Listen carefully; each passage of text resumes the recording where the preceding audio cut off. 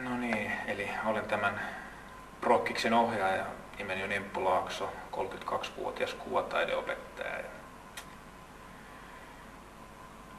Käsikirjoituksia on tullut tehtyä opiskeluaikoina porukalla, semmoinen kuin Der Lift, oli semmoinen hissi, hassuttelu, ristikuvia ja kokeiltiin vähän kaiken näköisiä muitakin efektejä siinä. Ja sitten oli semmoinen Metro-dokumentti metron ajajasta höystettynä Beefeaterin musiikilla, ja sitten oli tämmöinen kuin Not Up Ekim, joka oli aivan avantgarde-pätkä, joka meni kaikilta ihan noihin hilseen paitsi itseltä, ja sillä tiellä nyt ollaan niin kuin tämänkin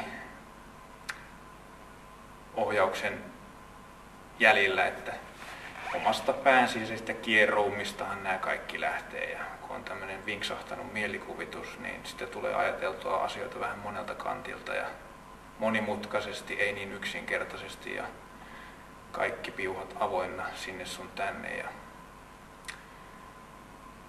sillä tavalla, mutta lopputulos ja käsikirjoitus, mitä tehtiin, niin käsikirjoitus oli suhteellisen avoin. Lopputulos oli pikkusen kompromissi, koska on tämmöinen porukka ja yritin ottaa kaiken näköisiä näkökulmia huomioon siinä, että lopputulos miellyttää kyllä, mutta jos itse olisi saanut päättää ihan kaiken, niin kyllä tämä olisi mennyt vielä sellaiseen vielä kokeilevampaan avantgardistiseen tyyliin, mutta hyvä näin. Tämä on hauska tarina ja loppu on avoin kaikille.